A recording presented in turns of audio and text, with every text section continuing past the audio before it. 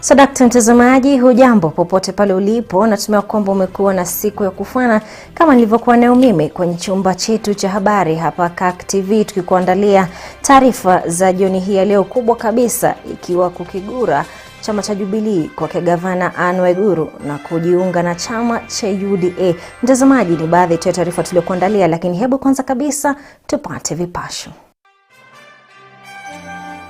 Sisi leo tulikuwa tumekuja hapa kufanya tu kitu moja, na ni kuvuka. Gavana Anne Waiguru wajiunga na chama cha UDA na kusakata ngoma ya Hustler Nation.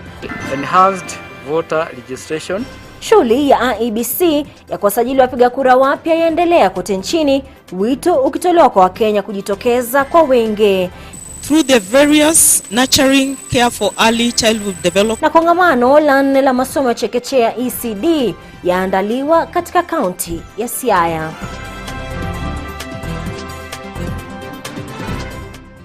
Naam, karibu mtazamaji, mimi ni Faith Kaulu. Edith Korosa atakuwa ni mfasiri wa lugha jioni hii ya leo. Sako kwa bako tumbatane hadi tamati. Sasa gavana wa Kirinyaga Anne Waiguru amekigura chama cha Jubilee na kujiunga na kile cha UDA anachoegemea naibu rais William Ruto. Akipokelewa na Ruto katika makazi yake mtaani Karen, Waiguru amesema kwamba uamuzi wake umeshawishiwa na wananchi anaowatumikia. Vincent Kerosa anatufungulia taarifa za Mwale wa Kirk jioni hii ya leo kwa taarifa hiyo kuu. Sisi leo tulikuwa tumekuja hapa kufanya tu kitu moja, na ni kuvuka. Ndiyo kauli yake ya kwanza kabisa gavana wa Kirinyaga Anne Waiguru alipoweka wazi kwamba sasa ametua ndani ya chama cha UDA baada ya kuachia mafumbo siku za hivi karibuni. Kuwa chama ni UDA na form ni na mpango ni bottom up, si ndio? Akiandamana na wakilishi wadi zaidi ya 20 kutoka kaunti ya Kirinyaga, mapema leo hii Waiguru aliwasili kwenye makazi yake naibu rais William Ruto mtaani Karen alipopokelewa na kinara huyo wa Hustler Nation. Waiguru akisema kwamba hakuwa na jingine ila kusikiliza sauti ya wananchi wake anaodai wanairindima vilivyo ngoma ya Hustler Nation kule Kirinyaga. Message that I have been given by everybody I have talked to is that in politics, you must be very careful to stay relevant. You must be very careful to listen to the people. Because if you do not listen to the people, never imagine as a leader, you are the one who tells the people. The people are the ones who tell you. Ruto hakuficha furaha yake kwa kufanikiwa kumnasa Waiguru ambaye sasa ndiye gavana wa kwanza kabisa kutoka eneo la Mlima Kenya ambaye ameweka wazi kwamba anamuunga mkono William Ruto. You are at home. As you have said, you have been waiting for this moment. I have also told you, even on this other side, we have also been waiting for this moment. Because we all knew it is going to happen. When was the problem? Hata hivyo, kujiunga kwake Waiguru katika chama cha UDA sasa kunaibua maswali kuhusu nafasi yake mwakilishi wa kina mama wa kaunti ya Kirinyaga Wangui Ngirishi katika chama hicho, kwani tayari alikuwa ameishatangaza nia yake ya kupambana na Waiguru kuwania wadhifa wa ugavana kupitia chama cha UDA.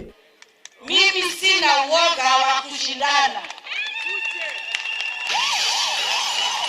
Na mimi niko na nyinyi bamba tu bamba. Ndimweleza muno. Muanirenge. Huko mpambano wa nani atakayemega kura nyingi za eneo la Mlima Kenya ukizidi kunoga, kumweka kibindoni Waiguru kutakuwa kivuno kwake naibu rais William Ruto, haswa baada ya magavana wengine 7 kutoka ukanda huo kuonekana kumuunga mkono kinara wa ODM Raila Odinga. Wanaomuunga mkono Odinga ni pamoja na Lee Kinyanjui wa Nakuru, James Nyoro wa Kiambu, Nderito Mreithi wa Laikipia, Francis Kimemia wa Nyandarua, Kreito Murungi wa Meru na Martin Wambora wa Embu. I went to the mountain top. Nikiripotia Mwale wa Kirk. From the mountain top. Mimi ni Vincent Kerosi. I know that we can walk and get there together. Naam, shukran sana Vincent Kirosi kwa taarifa hiyo aula kabisa. Hebu sasa mtazamaji, tuachane na kugura kwake Waiguru, tuangazie shughuli ya usajili ya wapiga kura wapya ambayo imeingia kipindi cha lala salama wiki hii. Kinachojitokeza bayana ni kuwa asilimia ndogo sana ya wapiga kura wapya wamejitokeza katika shughuli hiyo, huku kaunti ya Narok kufikia sasa ikiwa imewasajili wapiga kura wapya 21,600. Ripota wetu Cornelia Somusi ametuandalia taarifa ifuatayo kuhusu shughuli hiyo kutoka sehemu mbalimbali nchini. Wakizungumza katika shughuli ya kutathmini jinsi usajili wa wapiga kura unavyoendelea katika kaunti ya Narok, Kamishna wa IEBC Francis Wanderi amesisitiza kwamba zoezi la kuwasajili wapiga kura wapya haitasongeshwa zaidi ya tarehe 2 mwezi Novemba, huku akiwasihi vijana kujitokeza kwa wingi ili kujisajili kama wapiga kura. They have registered over 21,000 young people or people who are not registered.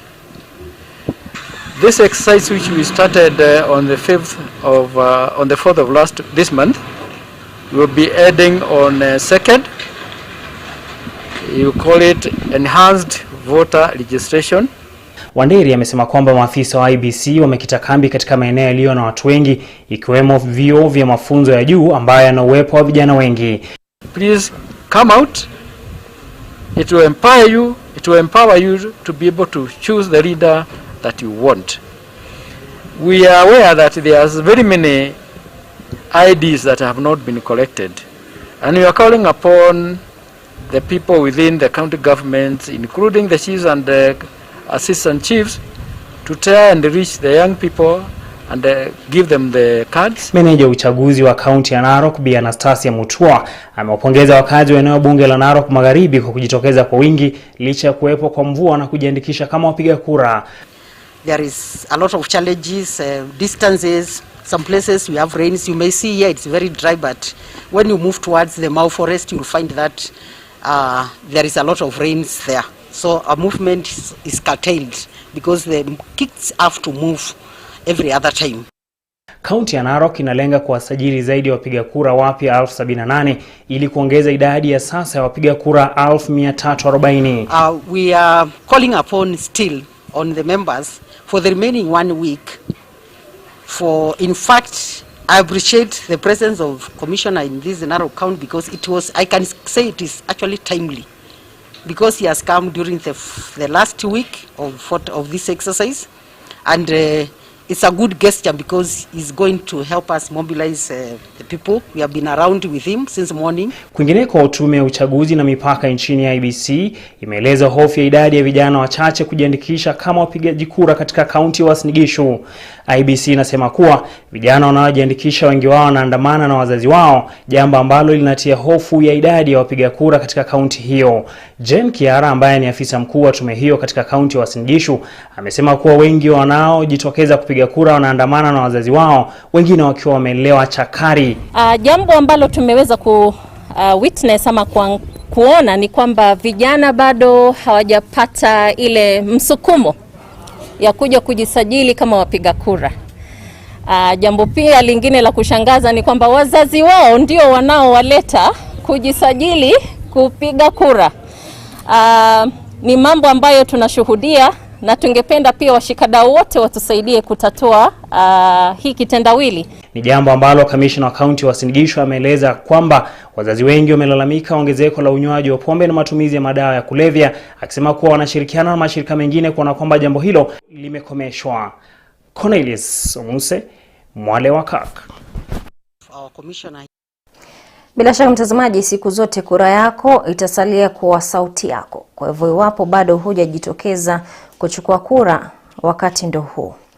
Kwingineko, wahadhiri na wafanyakazi katika chuo kikuu cha teknolojia cha Murang'a sasa wanawataka wasimamizi wa chuo hicho kuafikia makubaliano ya mkataba wa mwaka 2017-2021. Hebu tupate taarifa hiyo kikamilifu. Wafanyikazi wa chuo kikuu cha teknolojia cha Murang'a wamelaumu usimamizi wa chuo hicho kwa kukosa kutekeleza na kuafikia mkataba wa makubaliano licha ya koti kuamrisha taasisi za elimu ya juu kuongeza mishahara ya wahadhiri pamoja na wafanyikazi wengine kuanzia mwezi Januari mwaka huu. We are demanding for the payment of our basic salary, which was negotiated by the unions, and it was ruled and a judgment was made. We also want our TFs and our GAs to start getting the annual increments. They are not normally awarded the increments. Wakiongozwa na katibu muungano wa UASU, Daktari Steven Jenga, wafanyikazi hao wamesema kuwa bado wanapokea mshahara wao wa hapo awali kulingana na mkataba wa mwaka 2013-2017, huku usimamizi wa chuo hicho ukisalia kimya kuhusu nyongeza ya mishahara. They have been staying in the same grade, the same notch for the past 4-5 years. Members need their money. Members need the money that was ruled by the courts. That is what they need, and that is what we are here for. Kando na swala la mishahara, wafanyikazi hao pia wanadai kutotekelezwa kwa makubaliano mengine yaliyopo kwenye mkataba sasa hivi, ikiwemo wafanyikazi hao kupewa bima ya afya. We want the university management to give us a comprehensive medical cover. Our staff are suffering. We are not, and we cannot continue that way. Wafanyikazi hao ambao pia ni wanachama wa miungano mbalimbali ikiwemo Umoja wa Wafanyikazi wa Vyuo Vikuu UASU, Muungano wa Wafanyikazi wa Vyuo Vikuu nchini KUSU na wale wa Muungano wa Kutetea Haki za Wafanyikazi wa Hoteli na Taasisi za Elimu KUDHEIHA, wameapa kushikilia maandamano ya mara kwa mara ili kusurutisha usimamizi wa chuo hicho kutekeleza mkataba wa makubaliano wa mwaka 2017-2012. Right now, our staff is in the old salaries, according to the 2013-2017 CBA. The other universities are getting their salaries according to the 2017-2021 CBA. The internal CBAs have not been approved up to now. We are now going to the second cycle.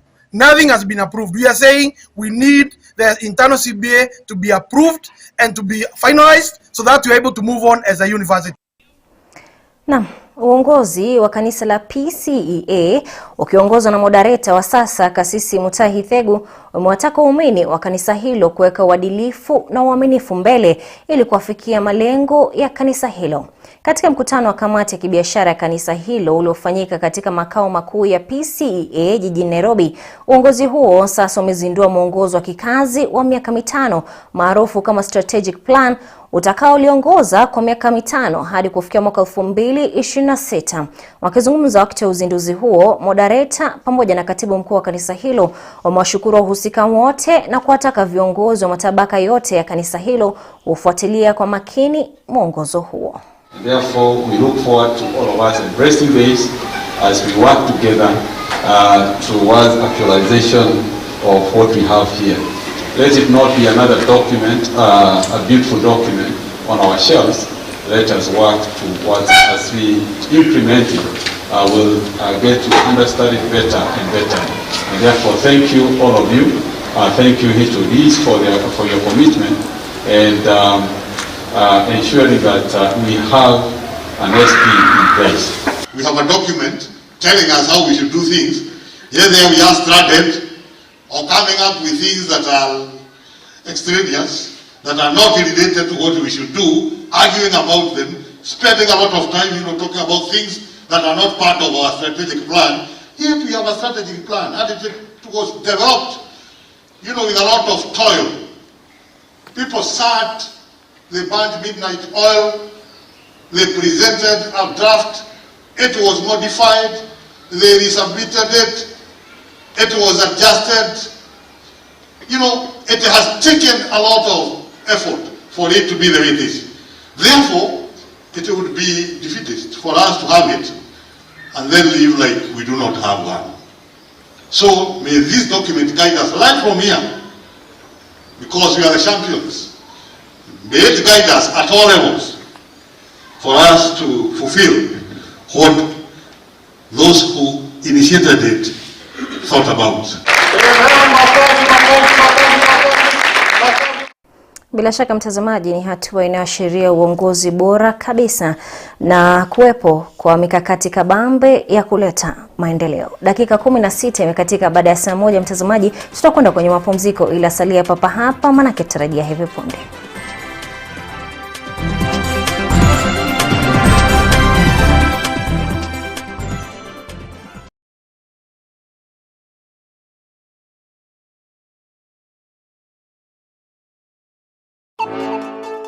When the law is broken,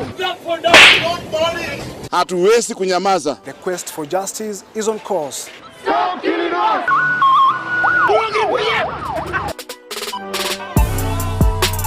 The Constitution is the mother of all. I'm ready to fight for justice.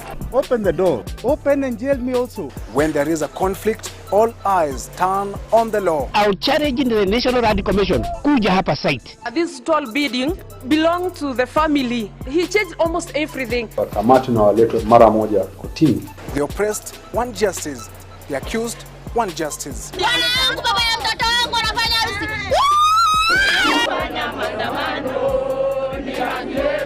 Tuliachana na 1996 na mimi kwa Attorney General sijafanya ya sasa sikuwa nimekata. Know your laws. We educate you on matters to do with law, justice and legal affairs.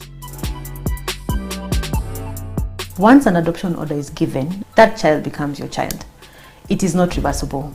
Join me as we break down on the complex and simple laws. If someone who sold that particular property to you was not the genuine owner, that transaction can be said to be a fraudulent transaction. The application of the law doesn't select the rich or the poor. All want to unlearn and learn new laws.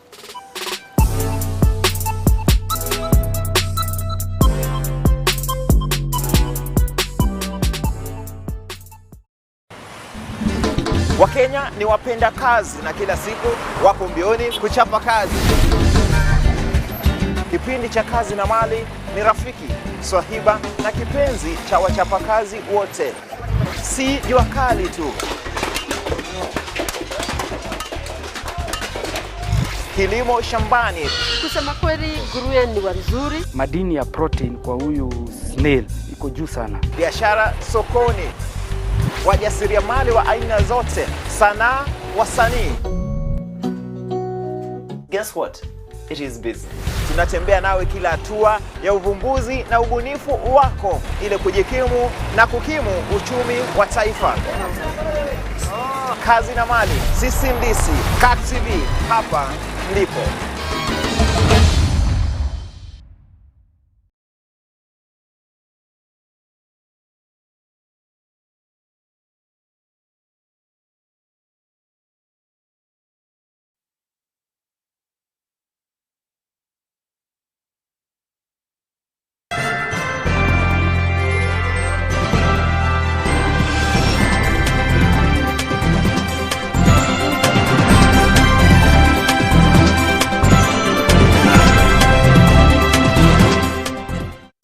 Karibu tena mtazamaji.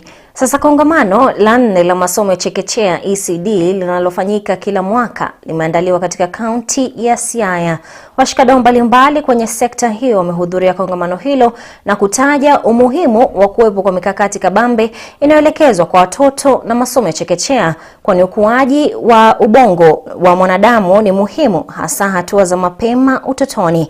Baadhi ya viongozi waliohudhuria hafla hiyo ni mkewe Gavana Rasanga Bi Rosela Rasanga, naibu gavana James Okumbe na chancellor wa chuo kikuu cha Jaramogi Oginga Odinga Professor Stephen Agong.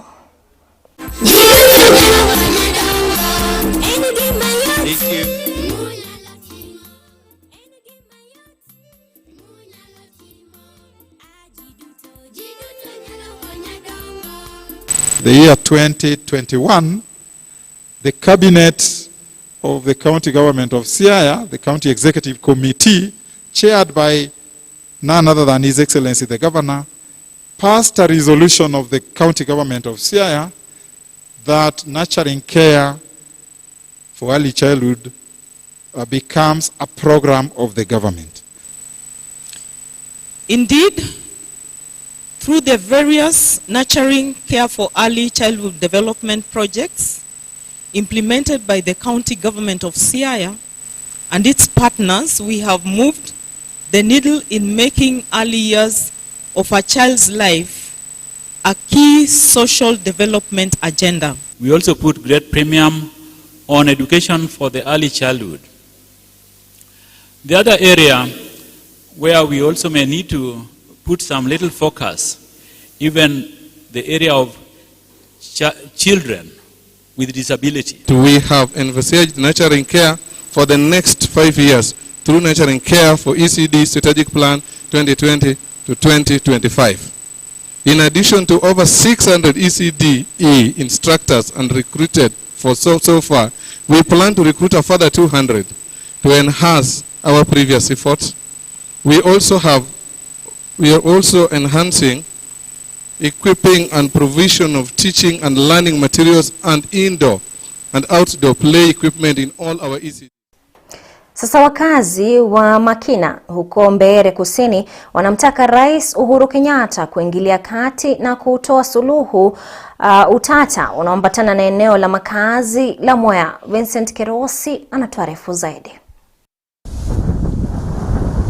Wakiongozwa na mwakilishi wadi wao Philip Nzangi, wakazi hao wamesema kwamba wamepitia matishio ya kufurushwa kutoka ardhi hiyo mara kwa mara, wanayosema ni ya mababu zao. Hatutakubali kamwe kuwe na mtu mmoja wetu atabaki akilia na mwingine ambaye hata hatumfahamu, hatujawahi kumuona hapa kwetu, aende akicheka.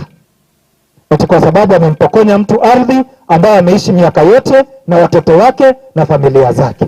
Akisema kwamba wakazi hao hawana kwingine kwa kwenda, sasa ombi lao ni kwa Rais Uhuru Kenyatta kuingilia kati na kuwapa suluhu ya kudumu kuhusu umiliki wa ardhi hiyo yenye ekari 1054. Msikubali wakati wa siasa ufike wanasiasa waje hapa kuchanganya akili za watu wetu. Tupatieni siku ya kusikizwa, watu wetu wasikizwe, tupate vyeti vyetu vya umiliki wa mashamba, watu wetu wafanye maendeleo katika mashamba yao, na wale ambao ni wezi wa mashamba wamekula pesa za watu, kwa sababu hata juzi wengine walikuwa wanaitisha 20,000 kwa watu wakiwadanganya ya kwamba wanaendelea kugawa mashamba makubwa hapa kwetu scheme. Mnamo mwaka 2018 mtu mmoja aliaga dunia alipopigwa risasi, huku watu kadhaa wakijeruhiwa, jambo ambalo lilisababisha waziri wa usalama wa ndani Fred Matiang'i kusitisha shughuli hiyo. Serikali kupitia Wizara ya Mazingira na Misitu nchini imeanzisha mikakati ya kupambana na athari za mabadiliko ya hali ya anga. Utekelezwaji wa mikakati hiyo utaendeshwa kwa ushirikiano wa serikali na sekta ya kibinafsi, huku serikali za kaunti zikihitajika kuongoza kutoka mstari wa mbele.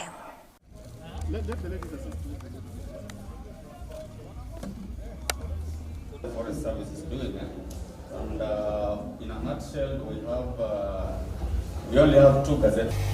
Of a green economy involves around being low carbon, resource efficient, and socially inclusive. To this end, the ministry has rolled out several important initiatives, including a national climate change response strategy and action plan.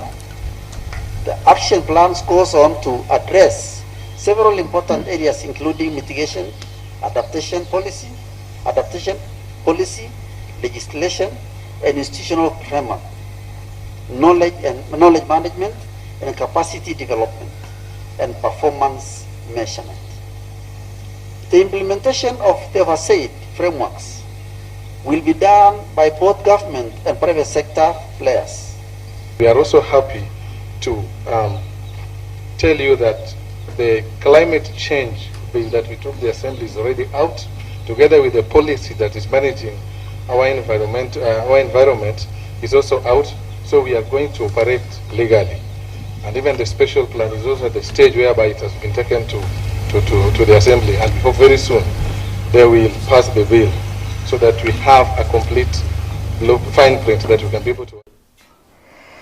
Serikali ya kaunti ya Bungoma na shirika la Marekani la maendeleo ya kimataifa USAID hii leo wametia sahihi mkataba wa maelewano katika mkutano unaonuia kuimarisha ukulima na afya katika kaunti ya Bungoma. Kwa kile kinachoonekana kama utaratibu mpya, mkataba huo unaweka umakinifu mkubwa katika kuendesha miradi kwa njia ya ushirikiano wa moja kwa moja baina ya serikali ya kaunti ya Bungoma na USAID. Cornelia Somuse na mengi zaidi. Gavana Wangamati alitia sahihi mkataba huo kwa niaba ya serikali ya kaunti ya Bungoma, naye mkurugenzi wa misheni Mark Misik akitia sahihi kwa niaba ya USAID. Wakizungumza muda mfupi baada ya kubadilishana mikataba hiyo ya maelewano, Bwana Mark amesema kuwa utaratibu huo mpya unanuia kuimarisha ushirikiano wa ubora katika maendeleo ya kijamii. In this case it's a warranted optimism, and we as the US government are respecting the Constitution. There are 3 devolved sectors in the Constitution: health, water and agriculture. And about 85 to 90% of our funding and our programming is in those 3 sectors. Bwana Mark vilevile amesisitiza umuhimu wa ushirikiano katika miradi ya kijamii. And so we need to be working much more closely with county governments, but what we've realized is that it can't just be a relationship of us providing money and then hoping that good things happen. We need a strong partnership, and we need to work much more directly with the county governments and strengthen their capacities to deliver services rather than setting up parallel structures to do so. Gavana Wangamati kwa upande wake amepongeza mpango huo mpya ambao unatoa fursa kwa wananchi kueleza shida zinazowakumba na vile vile kupendekeza suluhu mbalimbali. We are very happy, and I think, Mark, this you can get it. I think the fact that USAID has decided to start engaging counties directly is, in my own view, is the best thing that is happening in this country. Of course, we have had a lot of issues with national government. I don't want to talk about it. Wangamati vile vile amepongeza USAID kwa kufadhili mpango wa PEPFAR ambao mamilioni ya watu wakiwemo wakazi wa kaunti ya Bungoma wanazidi kupata madawa ya kupambana na makali ya virusi vya ukimwi.